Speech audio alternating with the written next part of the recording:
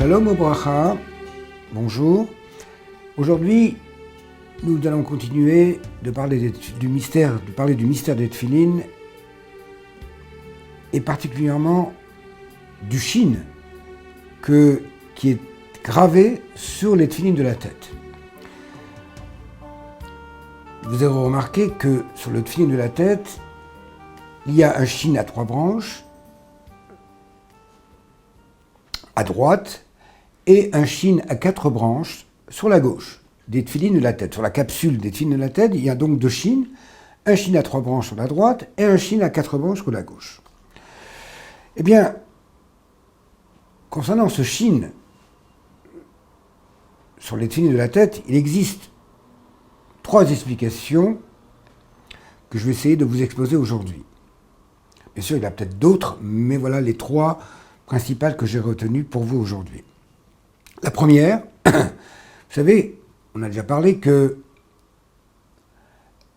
les lettres hébraïques, Aleph, Bet, Gimel, etc., jusqu'à Tav, la dernière lettre, ont une valeur numérique, ce qu'on appelle la gematria. Gematria, c'est un mot grec qui veut dire la géométrie, la valeur numérique de chaque lettre des 26 lettres de la Torah, de l'alphabet hébraïque. Or, le Shin a la valeur numérique précisément de 300. Première explication, pourquoi 300 ? Pour nous rappeler tout simplement qu'un juif, à partir de la bar mitzvah, a l'obligation de porter des tefilin durant les 300 jours de l'année où on porte les tefilin, sauf Shabbat et les fêtes, bien évidemment. Voilà pour la première explication. Donc, Shin égale 300 jours de l'année. Deuxième explication, nous allons prendre maintenant les 2 Shin. Le Shin à 3 branches et le Shin à 4 branches. Si nous les mettons à plat, les écrivons sur du papier, eh bien, on va voir que les 2 Shin font allusion aux 613 mitzvot. Comment cela se fait-il ? Eh bien, je reprends et je répète ce que je viens de dire à l'instant. Le Shin équivaut au chiffre 300. Mais non, puisqu'il y a 2 Shin, si nous mettons 2 Shin, donc les 2 Shin vont équivaloir à 2 fois 300, donc 600. Si nous mettons maintenant les 2 Shin encore à côté l'un de l'autre, eh bien, ça donne le chiffre, ça donne Shesh, et Shin, 2 fois Shin, ça donne Shesh, et Shesh en hébreu, eh bien, veut dire 6. Donc on arrive maintenant à 600 plus 6, ça fait 606. Si nous ajoutons les 3 branches d'un côté à droite et les 4 branches à gauche, nous avons 7, 4 et 3, 7. En tout, donc, le total nous donne bien 613. C'est donc ça, une allusion que quand un juif met les tefilin, c'est comme s'il faisait toute la Torah entière. C'est marqué dans le Talmud de Jérusalem, dans le traité Brachot, page 92, celui qui porte les tefilin est considéré comme s'il faisait la Torah tout entière. Et j'irai même un peu plus loin. Le Midrash Tehillim nous dit la chose suivante. Le peuple juif dit à Dieu, nous aimerions nous immerger dans la Torah nuit et jour et nuit, l'étude de la Torah. Mais nous, on n'a pas le temps. Pourquoi on n'a pas le temps ? Parce que nous travaillons, nous avons des enfants, nous avons un foyer, nous vaquons à nos occupations tous les jours.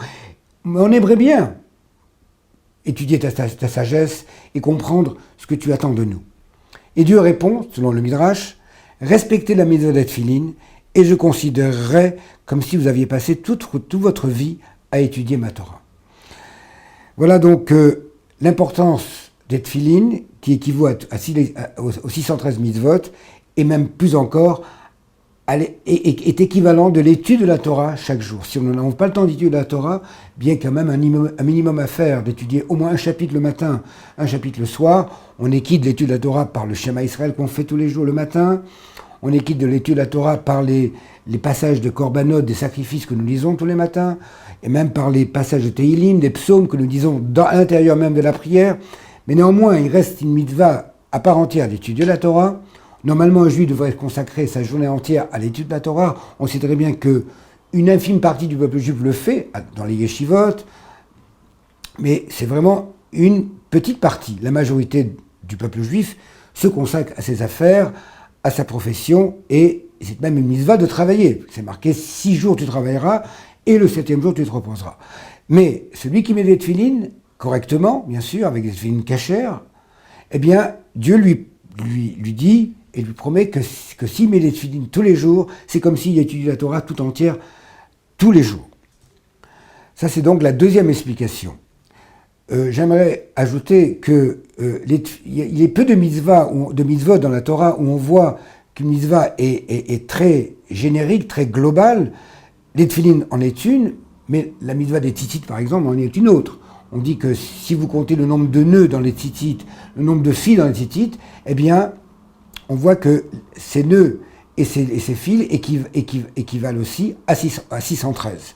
Avec un rapport, bien sûr, avec la gematria, les valeurs numériques. On ne va pas le faire aujourd'hui parce que nous parlons des tefilines, non pas des tzitzit.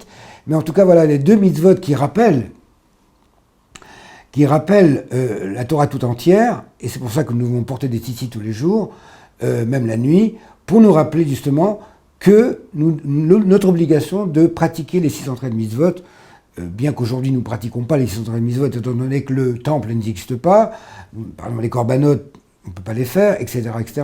Mais néanmoins, c'est un rappel, tous les jours, les tzitzit nous rappellent nos obligations vis-à-vis de Dieu, vis-à-vis de la Torah, et les tefilines également, quand on porte des tefilines, c'est comme si on... Et là, on ne le dit pas des tzitzit, on le dit uniquement des tefilines. Celui qui porte des tefilines, c'est comme s'il faisait toute la Torah entière. Et c'est comme s'il étudiait la Torah tous les jours. C'est quand même encore plus grand, plus important encore que les tzitzit. Troisième explication concernant le shin. Eh bien, le shin, évidemment, fait allusion au nom de Dieu. Vous savez que Dieu a plusieurs noms, il y a 7 noms, mais un des plus importants, c'est le Yud-Ke Vav-Ke. Quand je dis Yud-Ke, c'est en fait He, mais on ne prononce pas He, on dit Ke, mais en fait c'est He. Donc Yud-Ke Vav-Ke, c'est les 4 noms, ces 4 lettres qui composent le nom de Dieu, le plus important, comme nous disons d'ailleurs dans les brachot, dans les bénédictions, Baruch Ata Hashem, etc., etc. Nous prononçons le nom de Dieu, bien qu'il ne soit pas prononcé comme il devait l'être. Mais comme Mashiach viendra, on apprendra à le prononcer comme il faut. Pour l'instant, on ne le prononce pas comme il faut, mais c'est quand même la coutume de le prononcer ainsi. Donc, Shin représente le nom de Dieu, Yud-Ke Vav-Ke. Et il existe une méthode qui s'appelle Atbash. Je vous explique. Atbash, ça veut dire quoi? Ça veut dire que les Chachamim ont, et ça c'est une méthode qui a été donnée au Mont Sinaï, à Moshe Rabbeinu. Aleph, par exemple, la première lettre de l'alphabet hébraïque, correspond à Tav. La première correspond à la dernière. La deuxième, Bet, correspond à Shin, etc., etc. Ce qu'on appelle la méthode Atbash. Eh bien, si on prend le nom de Dieu, Yud-Ke Vav-Ke, le Yud correspond à Mem, le Ke, He, correspond au Tzadik, le Vav correspond au P, et le dernier He, Ke, correspond encore une fois au Tzadik. Si on fait le total de ces lettres, eh bien Mem correspond à 40, en valeur numérique, 40, Tzadik 90, P, la lettre P correspond à 80, et enfin la lettre Tzadik correspond à 90. Total, encore une fois, 300. Ça veut dire que quand un juif porte des tefilines, et ça c'est très important, il est dit dans la Torah que lorsque les nations verront que le nom de Dieu, le Shin, est invoqué sur toi, et ils le verront sur toi, sur les tefilines, de la tête notamment, eh bien, elles te craindront. Elles auront peur du peuple juif. Et à ce propos, je voudrais vous raconter une histoire.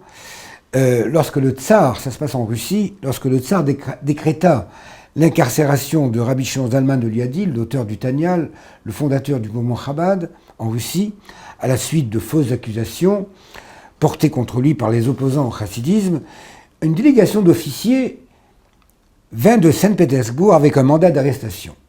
Et le chef des officiers entra brusquement dans la maison du Rabbi Shimon Zalman de Liadi c'est sa ville, il ouvre la porte de son bureau et s'apprête à l'arrêter.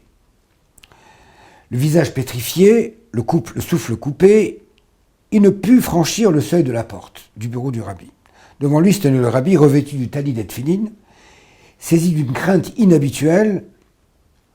Le chef des officiers referma doucement la porte. En sortant, il informa la famille qu'il avait été chargé par le tsar d'arrêter le Rabbi et de l'emmener à Saint-Pétersbourg dans la cellule de cette prison qui était redoutable. Ce n'est qu'après 53 jours d'incarcération que le rabbi fut libéré le 19 Kislev. Mais l'un des chassidim qui avait assisté à la scène demanda à son rabbi pourquoi le chef des officiers avait eu si peur en le voyant revêtu des tefilines. Et le rabbi lui répondit, la Torah dit explicitement, lorsque les peuples de la terre verront que le nom de Dieu est invoqué sur toi, le shin sur le tefilin de la tête, alors elles te craindront. Et nos sages expliquaient, cette crainte provient d'où? Eh bien, elle provient du shin, du nom de Dieu, qui est aussi la première lettre du mot shaka et du shin dalet yud, bien sûr. Cette crainte provient du tefilin de la tête. Pour finir l'anecdote, le chassid persista et dit au rabbi, mais moi aussi je mets les tefilin. Mais les goyim, les non-juifs, n'ont pas peur de moi, n'ont pas de crainte de moi. Le rabbi lui rétorqua, nos sages précisent, ce sont les tefilin dans la tête. Autrement dit, et non pas sur la tête. Ça veut dire quoi? Ça veut dire que, autrement dit, lorsqu'on ne se contente pas seulement de mettre les tefilin sur la tête, mais que l'on grave aussi le contenu des tefilin dans notre tête, à tel point que l'on pense sans cesse au sens de la mitzvah des tefilin, eh bien alors certainement les non-juifs, les nations du monde, eh bien nous auront peur de nous.